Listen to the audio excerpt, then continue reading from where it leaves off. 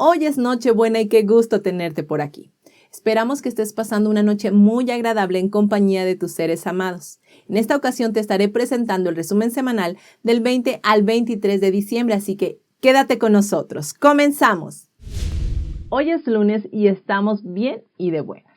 Queremos compartirles que ha sido todo un suceso en los grandes medios de comunicación la decisión que el senador Joe Manchin ha tomado finalmente. Él votará en contra del proyecto de ley Build Back Better del señor Don Biden. Bien hecho, Manchin. Esta decisión vence un esfuerzo minucioso de los demócratas y es una gran derrota para las fuerzas de extrema izquierda dentro del Partido Demócrata. Pero no cabe duda de que es una buena noticia para los estadounidenses. Manchin dijo que había estado negociando durante meses con el señor Biden y con la señora Nancy Pelosi, presidenta de la Cámara de Representantes, y también con el líder de la mayoría del Senado, Chuck Schumer, pero que no habían podido llegar a un acuerdo. Hablando de las negociaciones, dijo que ante la confluencia de tantos problemas como la inflación, la deuda nacional, la agitación geopolítica y la pandemia del COVID-19, no podía votar a favor del proyecto de ley si no podía explicar a sus electores sus razones para votarlo. Dijo que había partes del proyecto de ley que apoyaba, pero que la legislación era demasiado cara y que el Congreso debería dar prioridad a la ayuda contra la pandemia y a los problemas de inflación que más preocupan a los estadounidenses y no a un proyecto de ley de gasto social. Dijo que no estaba de acuerdo con que sus colegas demócratas establecieran fechas de vencimiento anticipadas para programas populares en el proyecto de ley, como el crédito fiscal infantil mejorado, con la finalidad de reducir el coste global del proyecto. Él cree que eso ocultaría el verdadero coste de la ley y eso sería poco sincero para los votantes a los que representa en Virginia Occidental. Manchin destacó un reciente análisis del proyecto de ley realizado por la Oficina Presupuestaria del Congreso que mostraba que la legislación costaría más de 4,5 billones de dólares en los próximos 10 años si se renovaba cada una de sus disposiciones. Mencionó que se necesita estar en una posición financiera saludable y tener un presupuesto que se pueda pagar.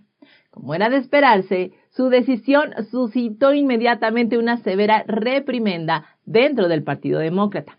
La secretaria de prensa de la Casa Blanca, Jen Psaki, emitió el domingo una mordaz declaración en la que pedía al senador Joe Manchin de Virginia Occidental que cumpliera con lo que dice y que reconsiderara su oposición a la ley Build Back Better del señor Biden. Por su parte, la diputada de Minnesota, Ilhan Omar, de extrema izquierda obviamente, tuiteó que la excusa de Manchin no tenía sentido. Luego, el representante Mondaire Jones de Nueva York tuiteó en referencia a Manchin lo siguiente: ¿es este su regalo de Navidad para el pueblo estadounidense? Y bueno, por otro lado, el representante republicano Dan Crenshaw tuiteó que el veto de Joe Manchin a esta legislación permitió a Estados Unidos esquivar una bala grave y que la ley de Build Back Better está muerta. Por su parte, Nikki Haley, ex gobernadora de Carolina del Sur y embajadora de la administración Trump ante las Naciones Unidas, dijo que la decisión de Manchin era un regalo y una segunda oportunidad para los Estados Unidos. Ahora hablemos del senador que se ha vuelto la persona más odiada por su partido, dejando atrás a Trump. ¿Saben quién es? Bueno, pues el senador Joe Manchin, quien vetó la agenda Build Back Better y que sus compañeros demócratas se habían esforzado tanto en aprobar. Ahora, Manchin pasa a ser el enemigo más odiado de los demócratas, superando en estos momentos incluso a Trump. En una entrevista el domingo, Manchin declaró sin rodeos que no podría votar para continuar con esa pieza de legislación porque simplemente no podía, que ha intentado todo lo que humanamente ha podido, pero que no logró concebirlo. Manchin dejó claro que representa al pueblo de Virginia Occidental, no a los llamados progresistas despiertos, a los woke, que impulsan propuestas de gasto infladas para sus proyectos favoritos. Él no puede y no apoyará esas propuestas. Los miembros del grupo representativo de la extrema izquierda comunista del Partido Demócrata, que incluyen al socialista Bernie Sanders, comenzaron casi a llorar y a rasgarse las vestiduras por la rectitud del senador demócrata Manchin. Así que, como era de esperarse en esta telenovela política, la ultracomunista Alejandra Ocasio-Cortez comenzó a hacer una gran pataleta y bueno, tomamos en cuenta que tiene 32 años de edad, ¿verdad? Pero bueno, ella cuenta con cierto poder mediático y político y obviamente calificó la postura recta del señor Manchin como una atroz violación de la confianza del presidente y pidió a su líder Chuck Schumer que lo castigara en las primarias para las elecciones de mitad de mandato del 2022. Además, se dice que está presionando activamente al señor Biden para que utilice su poder para saltarse el proceso legislativo y aprobar todo lo que ellos quieren. Es probable que estas propuestas de Alejandra Ocasio-Cortez enfaden aún más al noble senador Manchin tras las largas negociaciones con los principales demócratas, incluido el burócrata Biden. Y bueno, en otras noticias, gracias al gran trabajo de muchos hombres y mujeres que arriesgan su vida para sacar a la luz la infiltración del Partido Comunista Chino, el PSC, en los Estados Unidos, se ha dado a conocer el vergonzoso caso de Charles Lieber, un nanocientífico y ex jefe del Departamento de Química de la Universidad de Harvard. Un video proyectado en un tribunal federal el 17 de diciembre muestra a este sujeto de Harvard, que ha sido acusado de ocultar sus conexiones con China, admitir haber recibido decenas de miles de dólares en efectivo de ese país. Y es que desde el 2008, el grupo de investigación del Lieber de Harvard, dirigido por Lieber, ha recibido más de 15 millones de dólares en fondos de investigación de los Institutos Nacionales de Salud, los NIH, y del Departamento de Defensa. Sin embargo, un documento judicial muestra que al menos del 2012 al 2017, Lieber fue un participante contratado en uno de los programas nacionales del PSC llamado 1000 Talentos, dedicado a reclutar a los mejores científicos y expertos de todo el mundo. Aunque la afiliación al programa de reclutamiento chino no es ilegal por sí misma, constituye un conflicto de intereses en el extranjero que los investigadores deben revelar antes de recibir una subvención federal. Esto significa que Lieber trabajaba con una subvención de investigación estadounidense y a la par trabajaba para el PSC y recibía un pago de este. El ex profesor de Harvard de 62 años dijo anteriormente que no aceptó ningún dinero de ninguna universidad de China, salvo para compensar sus gastos de viaje a ese país. Pero después se vio obligado a admitir rápidamente ese hecho después de que los agentes del FBI, Robert Plum y Karen Spice, le mostraran copias de las pruebas, incluido un contrato bilingüe que firmó con la Universidad Tecnológica de Wuhan en el 2011. El acuerdo de 5 años describía a Lieber como científico estratégico en la Universidad China, lo que le daba derecho a $50,000 al mes, así como unos $158,000 en gastos de manutención. Es posible que haya hecho no más de 6 viajes a China alrededor del 2012 y se le pagó entre $10,000 y $20,000 por cada viaje, dando un total de unos $50,000 a $100,000. En el 2014, el Partido Comunista Chino tenía un saldo equivalente a $200,000 en una cuenta bancaria china creada para él. Durante su interrogatorio, Lieber insistió en que no había hecho nada malo, excepto que no debería haber tenido un trato y aceptado dinero. Cuando los agentes del FBI le preguntaron por qué había decidido ocultar información a Harvard y a las autoridades estadounidenses, él dijo que tenía miedo de ser detenido. Lieber se enfrenta a 6 cargos federales, entre ellos mentir a las autoridades federales, presentar declaraciones de la renta falsas y no informar de sus cuentas bancarias y financieras en el extranjero. Se ha declarado inocente de los 6 cargos. Es realmente una pena cómo un científico tan brillante fue destruido por las tentaciones del Partido Comunista Chino. La realidad es que los medios de infiltración del PSC son mucho más que dinero, fama y belleza. El PSC es el diablo en persona y prueba a muchos usando sus debilidades humanas.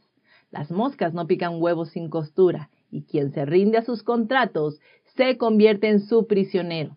Solo aquellos que tienen una fuerte fe en Dios y confían en el poder de la divinidad son capaces de resistir la tentación del diablo del Partido Comunista Chino.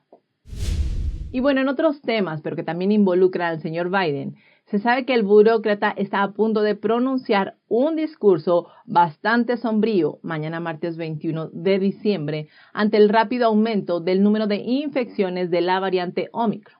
Biden ha dicho a su equipo que el mensaje al pueblo estadounidense debe ser directo, debido a la preocupación por la mayor transmisibilidad de la variante Omicron, que según ellos se espera que se extienda rápidamente, poniendo en mayor riesgo a los no vacunados, al tiempo que supone una amenaza para los que tienen algún nivel de vacunación. Según se dice, lanzará una dura advertencia a los estadounidenses que decidan seguir sin vacunarse y sobre todo el panorama que se avecina en este invierno. Pero la realidad es que el alarmismo masivo de los medios de comunicación y los funcionarios del gobierno puede ser prematuro. Desde un principio, las autoridades sanitarias de Sudáfrica, que es donde se originó esta variante, se han referido a los casos y síntomas como leves. El ministro de Sanidad sudafricano, Joe Phaahla, declaró en una reciente rueda de prensa que solo el 1,7% de los casos confirmados del COVID-19 fueron ingresados en el hospital en la segunda semana de la cuarta oleada de infecciones, comparación con el 19% en la misma semana de la tercera oleada de infecciones provocadas por el Delta. Así que estadísticamente, la cuarta oleada del brote desencadenado por la variante Omicron experimentó un fuerte descenso de los ingresos hospitalarios en Sudáfrica. Esta evidencia sugiere que la cepa puede ser relativamente suave, pero el número de infecciones en la primera semana del actual brote de la cuarta ola sugiere que la variante Omicron está infectando realmente a un ritmo muy acelerado. Los nuevos casos superan los 20,000 al día. Esto se compara con los 4,400 casos de la misma semana de la tercera ola. Otros países como el Reino Unido están experimentando esta situación y una gran proporción de los infectados con la variante Omicron, escuchen esto, son personas que han sido totalmente vacunadas.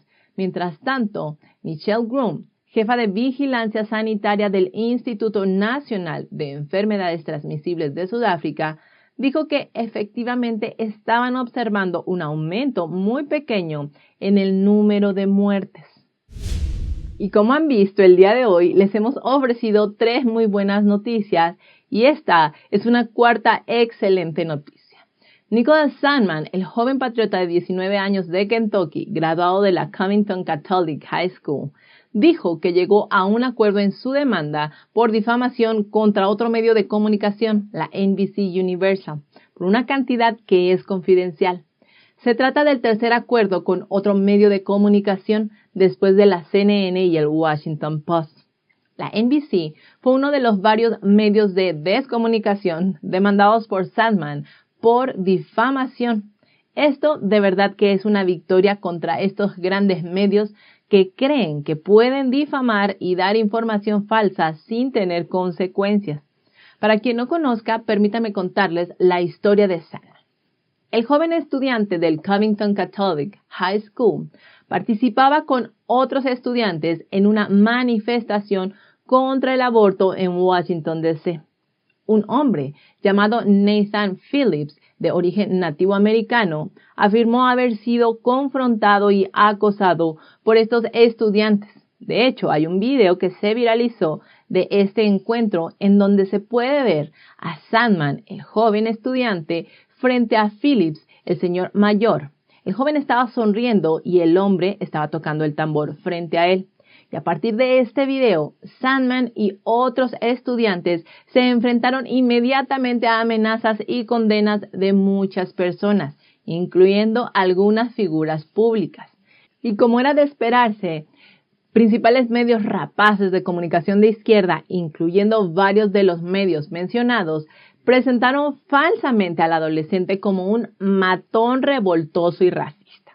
Pero la realidad es que en el video que ya les describí un poco, puedes ver cómo es Nathan Phillips quien se acerca a Sandmann.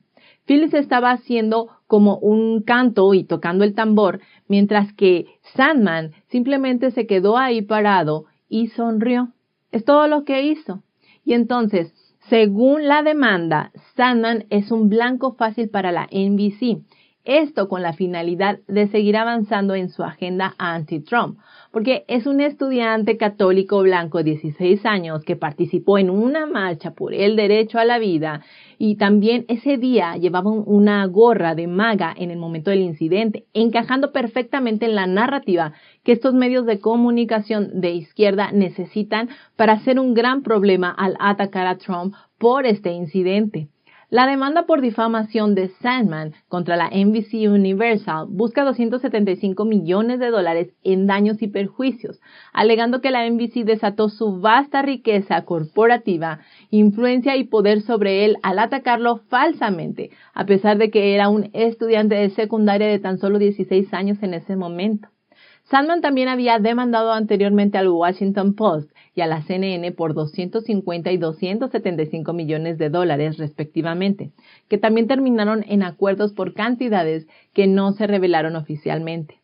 El joven sigue manteniendo la misma demanda contra otros medios izquierdistas pro-globalismo, comunistas totalitarios como la ABC, la CBS, Gannett, Rolling Stone y el New York Times. A mediados de noviembre, Sandmann sugirió que el adolescente absuelto Kyle Rittenhouse también debería demandar a estos falsos medios de comunicación de extrema izquierda tras enfrentarse a acusaciones de racismo similares a las que él afrontó. Hay ocasiones que ante estos sucesos me pregunto si estos falsos medios de comunicación aprenderán una lección de estos veredictos. Se ha pedido a la Corte Suprema que considere al menos 9 impugnaciones legales al mandato de vacunación del COVID-19 del señor Biden. Esto después de que un tribunal federal de apelaciones volviera a poner en vigor la controvertida política y anulara un fallo judicial anterior.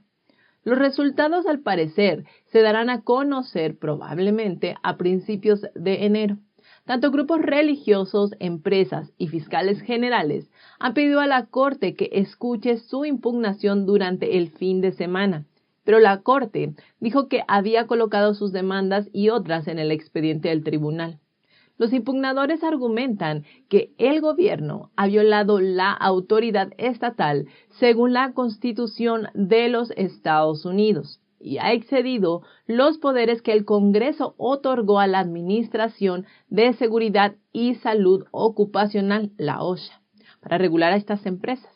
La OSHA no tiene autoridad legal para hacer cumplir la norma que exige la vacunación obligatoria o la realización de pruebas periódicas del COVID-19 a todas las empresas con 100 empleados o más. El Tribunal de Apelación del Quinto Circuito se puso inicialmente del lado de los impugnadores en una demanda dirigida por el Estado en noviembre y bloqueó la política. Sin embargo, la demanda que provocó ese fallo y otras que impugnaban la política se consolidaron y se enviaron al Tribunal de Apelaciones del Sexto Circuito, que falló el viernes para mantener la ley en vigor. El juez Brett Kavanaugh, nominado por Trump para la Corte Suprema, ha pedido a los funcionarios del gobierno que respondan a las peticiones de grupos religiosos, corporaciones y fiscales generales de más de la mitad de los estados del país antes de las 16 horas del 30 de diciembre. Habrá que ver si la Corte se pronuncia sobre las normas relativas a las vacunas o a las pruebas antes de que entren en vigor el 4 de enero, aunque la OSHA ha dicho que empezará a sancionar a los empleadores a partir del 10 de enero si violan las normas o antes del 9 de febrero para los requisitos de las pruebas. La Corte Suprema también está estudiando el mandato de vacunación de Biden para los trabajadores sanitarios que participan en Medicare y Medicaid, después de que un tribunal federal de apelaciones bloqueara la entrada en vigor de la norma en más de 20 estados. La Corte también pidió una respuesta al caso para antes del 30 de diciembre. Por otro lado, un juez federal también bloqueó el mandato de la Casa Blanca para los contratistas federales pero el caso aún no ha llegado a la Corte Suprema. El mandato de los empleadores privados es uno de los 4 requisitos de la vacuna COVID-19 impuestos por la administración Biden para fomentar la vacunación y frenar la transmisión, según afirman, además de un mandato para los empleados federales y normas para los contratistas federales y los trabajadores de la salud. La normativa de la OSHA ha generado una amplia oposición, especialmente por parte de los líderes estatales republicanos. Además de los desafíos legales, algunos estados han implementado nuevas políticas diseñadas para combatir los requisitos de la vacuna, como la prohibición de las vacunas, y Florida incluso ha aprobado una ley que ordena al estado comenzar un proceso de alejamiento de la OSHA por completo. Biden dijo que para los no vacunados habrá un invierno de graves enfermedades y muerte. La advertencia iba dirigida a los no vacunados, a sus familias y a los hospitales que, según ellos, pronto inundarán. También instó a la gente a vacunarse para evitar el cierre de escuelas y las restricciones comerciales. El burócrata Biden dijo lo siguiente: si hacemos esto, protegeremos nuestra recuperación económica. Si lo hacemos, las escuelas y los negocios permanecerán abiertos. Quiero ver a todos los que me rodean disfrutando de esto. Quiero verlos disfrutar del hecho de que los estudiantes puedan ir a la escuela. Los negocios puedan estar abiertos ya que se acercan las vacaciones de la gente. Los críticos acudieron a las redes sociales para menospreciar el mensaje de muerte de la Casa Blanca, y algunos incluso se refirieron a Biden como la parca. Y otros afirmaron que el hecho de que Biden dijera que iba a detener el virus, como se atrevió a asegurar durante su campaña en el 2020, pues ahora sonaba muy diferente a ese entonces, ya que ahora solo se escuchaba retumbar las palabras enfermedad y muerte. No obstante, aunque ha aumentado la preocupación por la variante Omicron, que parece será la variante dominante en Estados Unidos debido a su alta tasa de transmisión, y aunque sus síntomas no son tan graves como los de la variante Delta, algunas universidades, escuelas y empresas ya han decidido cerrar o reanudar el aprendizaje virtual. Según datos en Sudáfrica, las hospitalizaciones por Omicron se han reducido en un 29% respecto a mediados del 2020, debido a que los síntomas son más leves que los de la variante Delta en el pasado. Pero esta nueva variante también es más contagiosa, lo que significa que más personas podrían infectarse con el virus.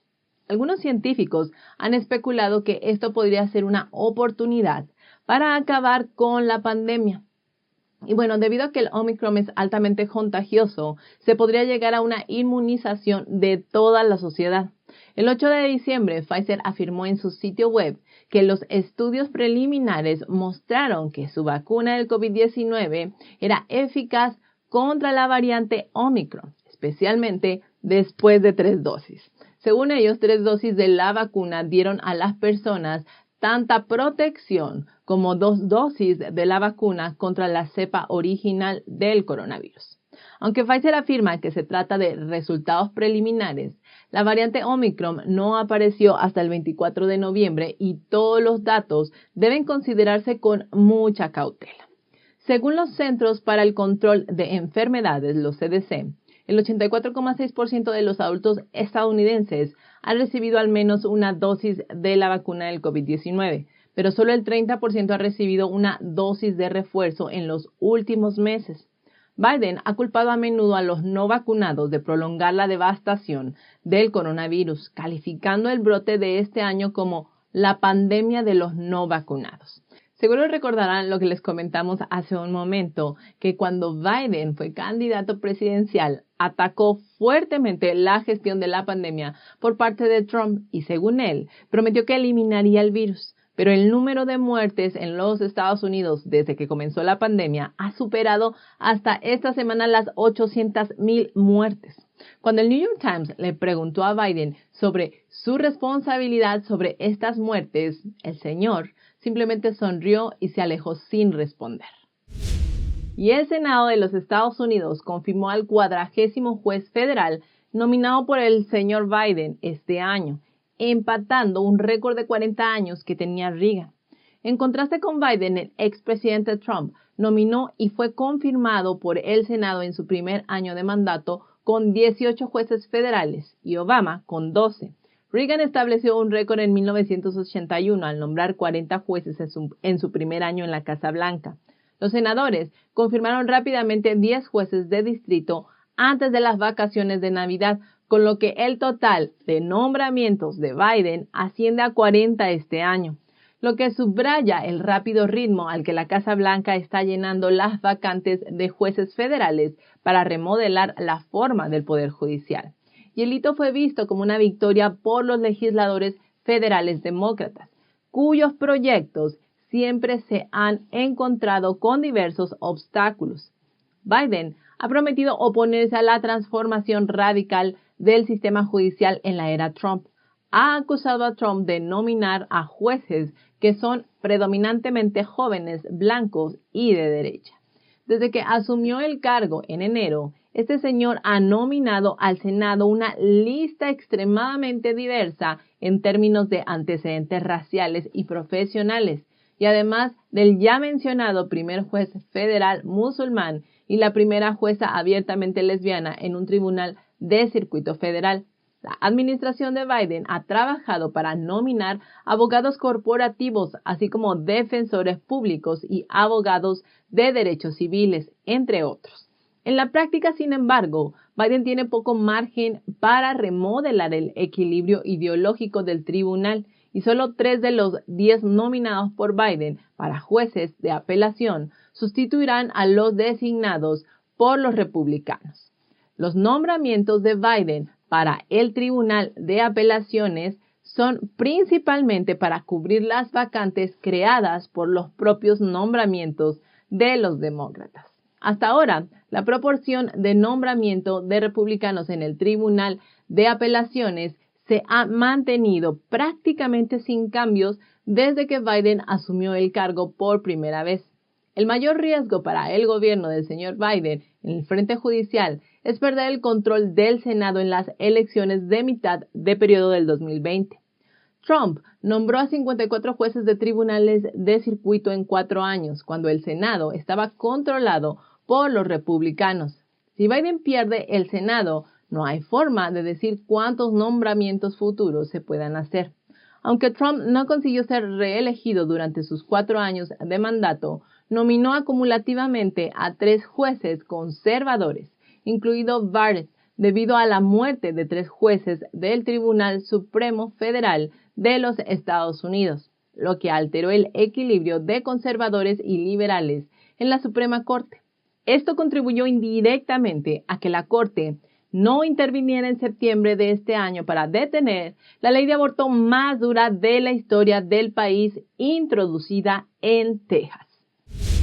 Hacemos una breve pausa para invitarte a darle me gusta a la emisión de hoy y suscribirte a nuestro canal si es que aún no lo has hecho. Tu apoyo impulsa mucho a nuestro proyecto. También te recuerdo que apoyándonos, compartiendo nuestro contenido con tu familia o en tus redes sociales, impulsa mucho a nuestro canal y lo hace más visible, ya que cuando compartes obligas al algoritmo de YouTube a acercar la verdad a un mayor público. Así que por tu apoyo, muchísimas gracias. Continuamos con las noticias. El alcalde de Dallas, el demócrata Eric Johnson, ha logrado disminuir la delincuencia mientras se dispara en otras ciudades gobernadas por los demócratas. Estamos apoyando a nuestra policía, dijo.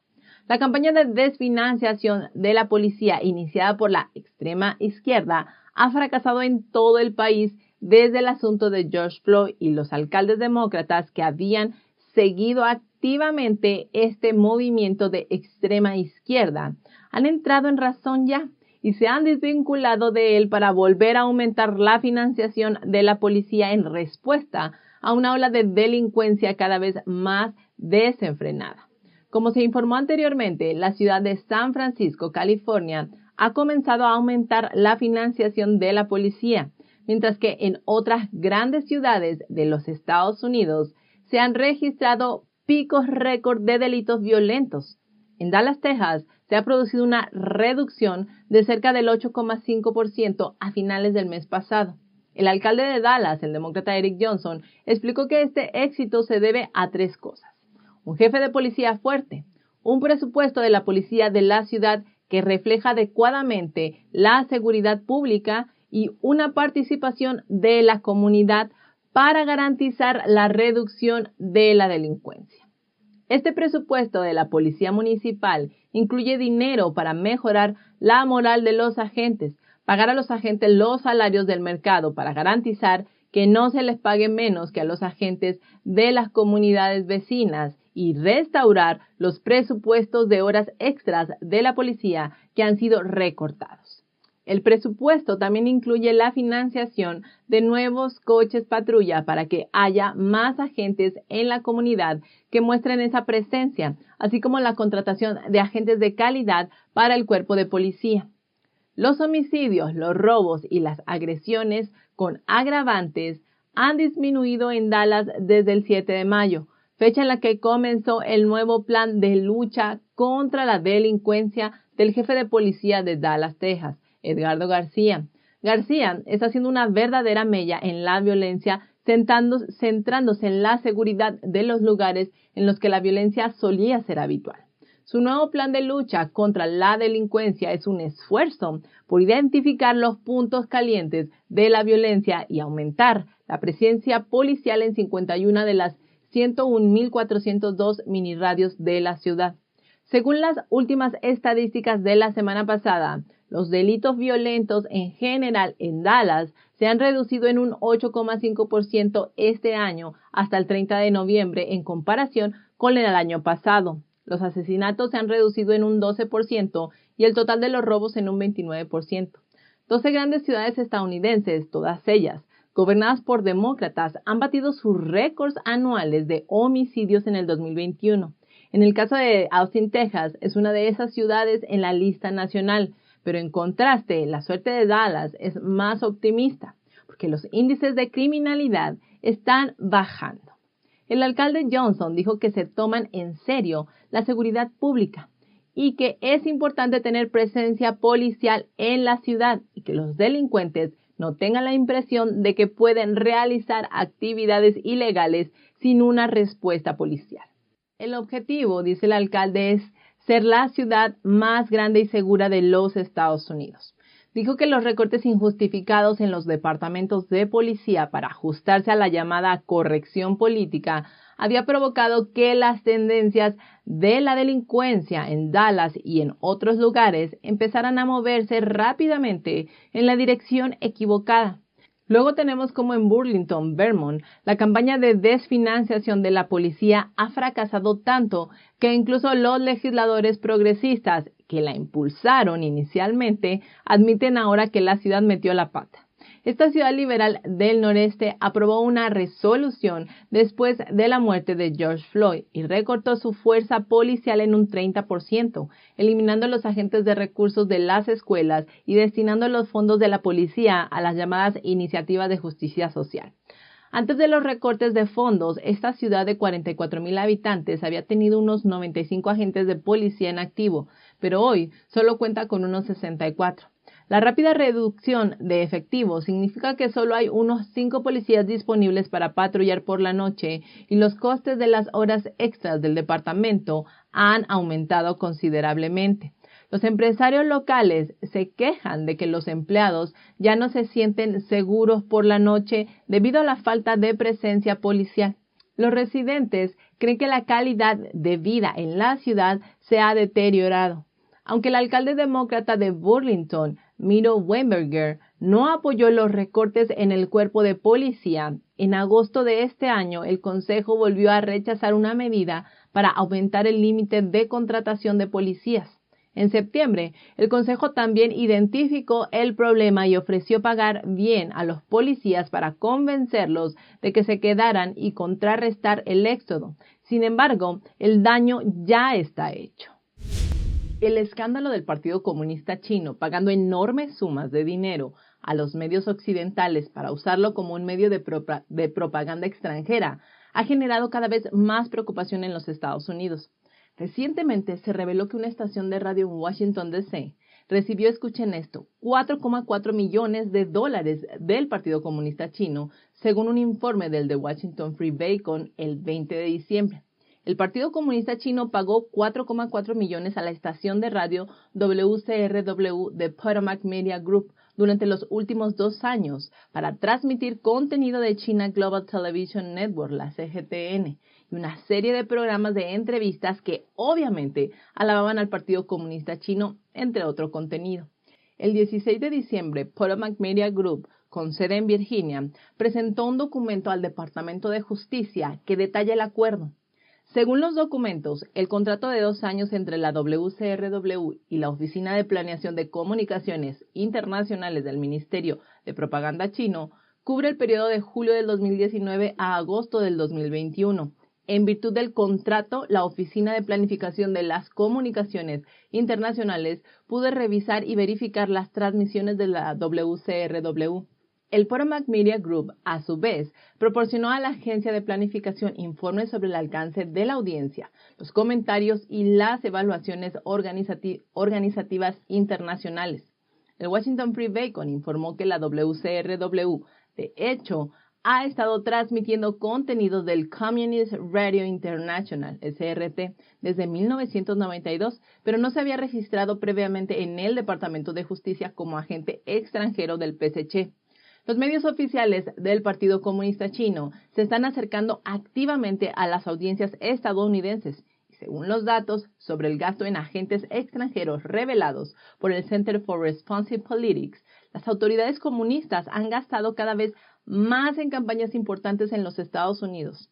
En los últimos años gastaron casi 64 millones en el 2020, un aumento de 5 veces con respecto al 2016.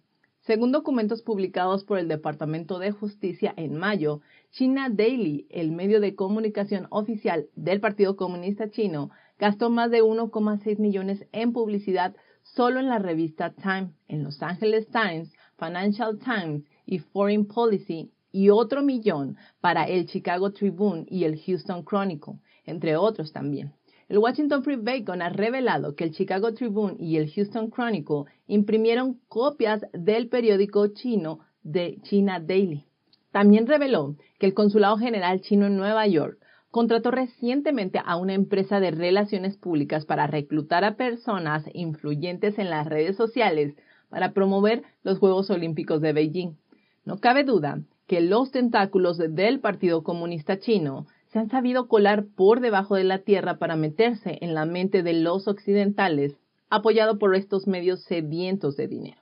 Eso es una verdadera lástima. Y escuchen esto, la lucha contra los mandatos de vacunación de Biden continúa. El juez federal David Noss, en Missouri, emitió un mandato judicial preliminar el lunes que confirma la prohibición del mandato de vacunación del COVID-19 impuesto por la administración Biden. Es la segunda orden judicial de este mes para bloquear ese mandato en particular. Y para quien no está enterado, el gobierno del señor Biden ha buscado fomentar la vacunación en el lugar de trabajo a través de una serie de medidas administrativas que afectan a los empleados del gobierno, los proveedores de Medicare y Medicaid y las empresas con más de 100 empleados. Así que todas estas medidas enfrentan obstáculos legales. La obligación para los contratistas del gobierno se deriva de una orden ejecutiva de Biden del mes de septiembre que requiere que los contratistas federales cumplan con las reglas de seguridad en el lugar de trabajo desarrolladas por un grupo de trabajo federal. El grupo de trabajo emitió nuevas pautas de contrato renovadas o extendidas que incluyen una cláusula que requiere que los empleados estén completamente vacunados antes del 18 de enero. Por si no fuera poco, cuentan con limitadas excepciones médicas o religiosas. Y bueno, la prohibición de los mandatos se aplica a los 10 estados, tales como Alaska, Arkansas, Iowa, Missouri, Montana, Nebraska, New Hampshire, Dakota del Norte, Dakota del Sur y Wyoming. Noss argumentó que la demanda de vacunas excedió la autoridad legal del presidente. Y es que los estándares federales para contratistas generalmente abordan los derechos de los empleados, compensación y las políticas de no discriminación. Otros 2 mandatos de vacunación emitidos por Biden este año también están siendo impugnados en los tribunales. Un cambio de regla de la Administración de Seguridad y Salud Ocupacional que requiere vacunas o pruebas periódicas para todos los empleados de empresas con 100 o más empleados fue bloqueado temporalmente por un tribunal de apelaciones federal en noviembre. Sin embargo, El viernes pasado, un panel de 3 jueces de la Corte de Apelaciones, el Sexto Circuito de los Estados Unidos, revocó una orden judicial contra el mandato de vacunación de Biden, lo que aumentó la confusión entre los empleadores y provocó que el gobernador de Montana, Greg Gianforth, instara a los empleadores a no prestar atención a la regla de la OSHA, porque la ley estatal prohíbe la discriminación basada en el estado de vacunación. Y en una nota corta, permítame informarles que el día de ayer les hablamos sobre las victorias de Nick Sandmann, quien demandó a varios medios de comunicación por difamación. Ya lleva varias victorias. Bueno, pues parece que estas victorias realmente han animado a Kyle Rittenhouse, quien también fue dañado por los medios de comunicación. Así que el joven Rittenhouse dijo en una entrevista reciente con Fox News que los medios están comenzando a enfrentar consecuencias en la forma en que han cubierto ciertas noticias de personas como él o como Sandmann. Aún no ha anunciado ninguna demanda contra los medios de comunicación de peso como la CNN, pero dijo que pronto habrá algunos medios que deban afrontar la rendición de cuentas.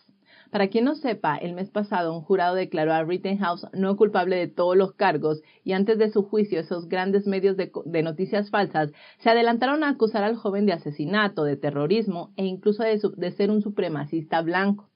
Rittenhouse sostiene que estaba actuando en defensa propia cuando disparó contra varias personas durante una manifestación en Kenosha, Wisconsin, el verano pasado. Estaremos atentos con el avance del caso de este chico. Hoy queremos comenzar el noticiero con esta noticia. Sabemos que la cobertura distorsionada de los medios de comunicación de extrema izquierda les ha desacreditado y les ha costado en ocasiones bastante caro, pero parece que no han aprendido la lección. El senador republicano de Texas, Ted Cruz, dijo que la cobertura de los principales medios de comunicación al asesor médico de la Casa Blanca, Anthony Fauci, ha sido absolutamente deshonesta, protegiendo y ocultando al principal experto de enfermedades infecciosas de la nación, a pesar de que el consejo médico de este doctor a menudo era inconsistente.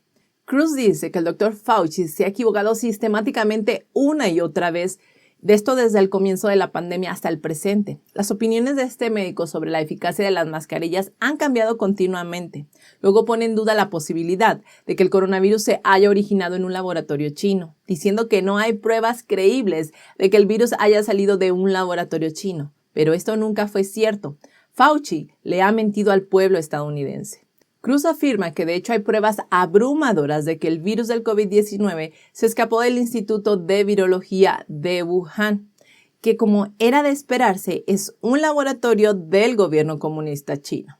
Y sumémosle que Fauci también mintió al Congreso de los Estados Unidos, testificando en repetidas ocasiones y bajo juramento ante el Congreso que los Institutos Nacionales de Salud, los NIH, no financiaron investigaciones de ganancia de función en el Instituto de Wuhan.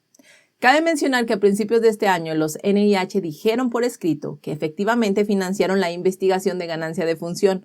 Por lo tanto, y queda más que claro, que el testimonio del Dr. Fauci es una mentira absoluta.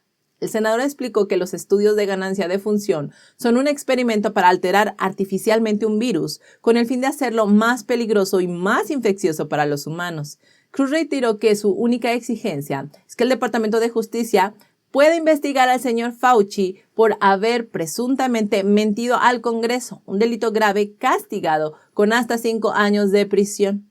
Pero el Departamento de Justicia de Biden, que es tan partidista y está tan politizado, no está dispuesto a exigirle responsabilidades. Basado en 2 informes anteriores de los medios de propaganda del Partido Comunista Chino, el canal de noticias de televisión central del Partido Comunista Chino, el CCTV, informó el 5 de abril en el 2018 que el Instituto de Virología de Wuhan aisló con éxito un nuevo coronavirus.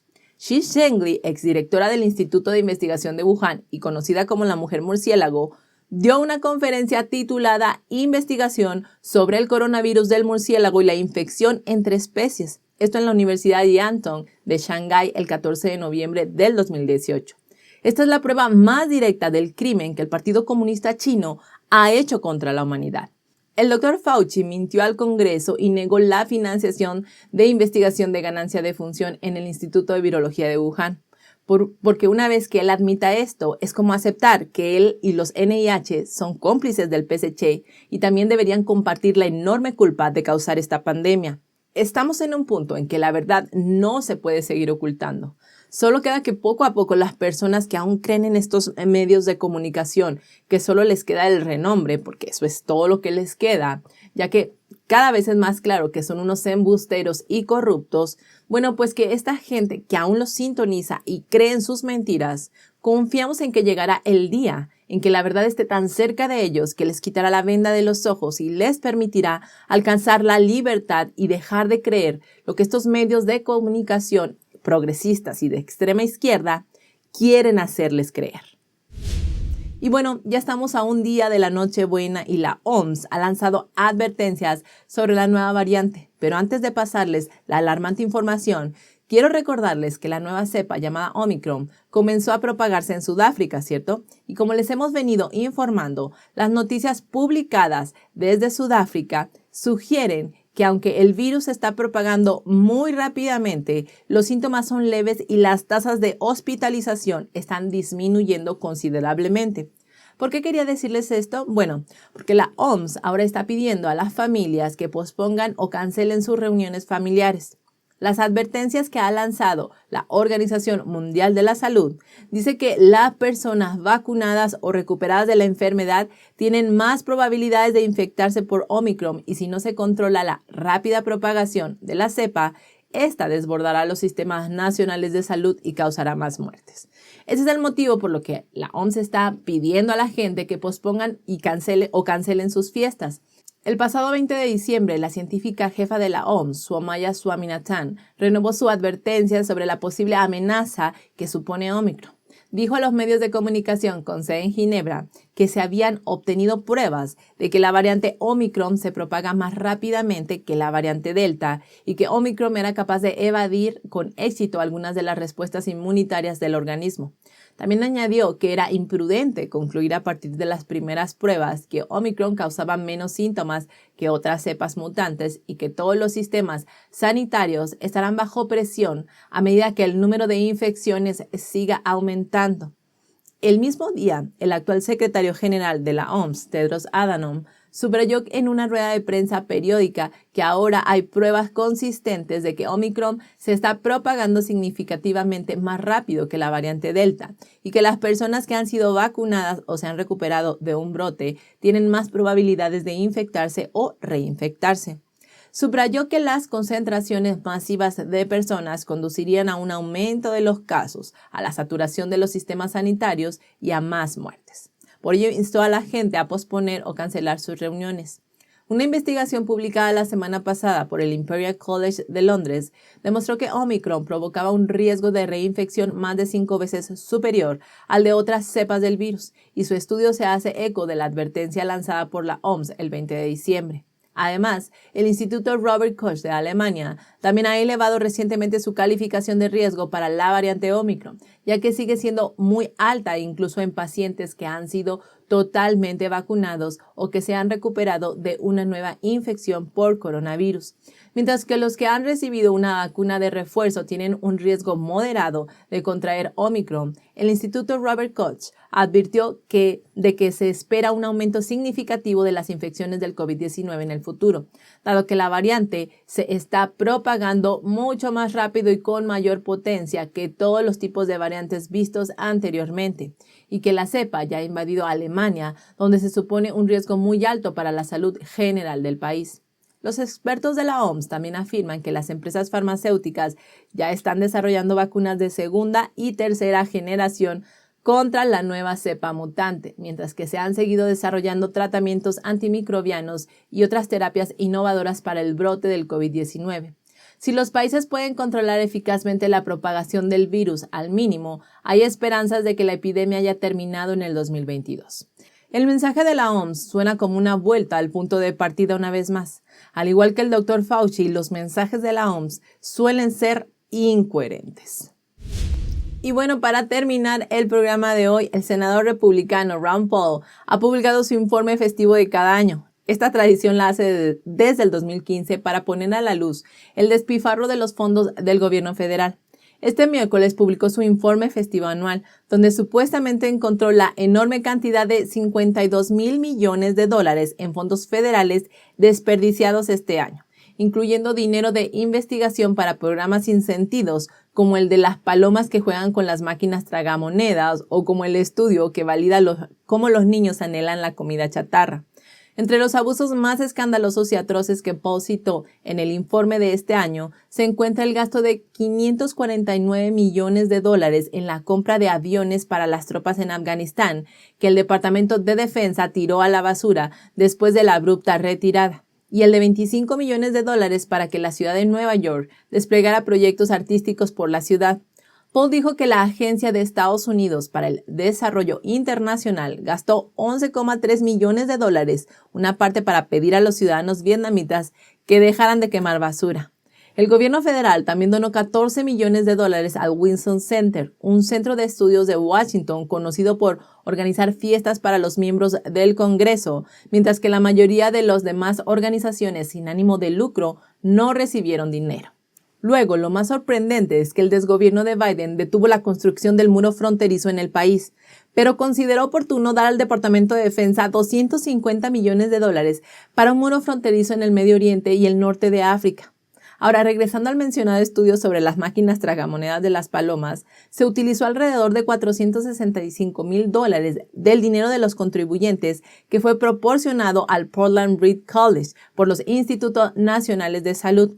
El estudio sobre la comida chatarra fue realizado por la Universidad de Buffalo y costó $361,000, proporcionados por el Instituto Nacional de Diabetes y Enfermedades Digestivas y Renales, y confirmó que los niños no solo tienen antojo de comida basura, sino que aumentan de peso cuando están expuestos a ella de forma constante.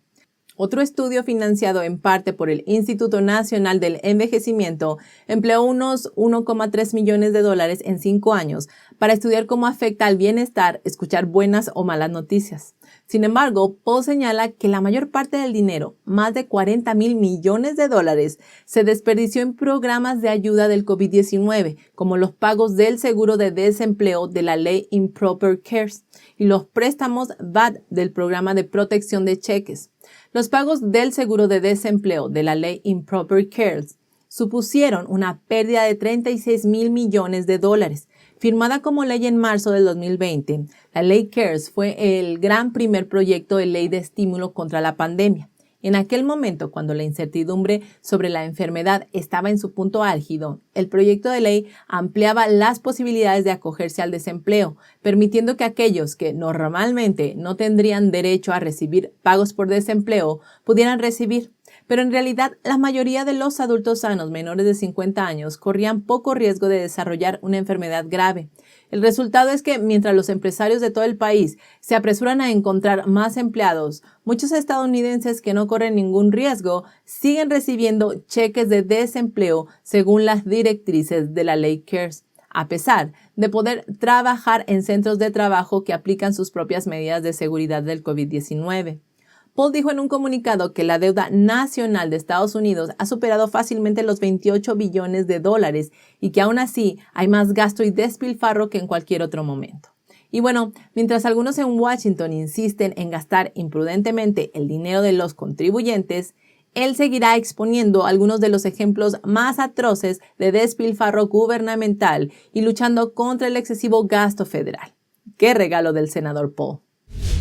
Y con esta nota llegamos al final de la emisión de hoy. Muchísimas gracias que aunque es Nochebuena estás aquí con nosotros. No olvides sumarte a nuestra sala de chat en Telegram y seguirnos por YouMaker, la plataforma libre de censura. Te vamos a dejar los links en la cajita de descripción a la par del link de donaciones. Y bueno, hacerte una invitación para que el día de mañana nos acompañes, que tenemos un regalo muy especial para ti. No te lo pierdas. Recuerda, sigamos en búsqueda de la verdad.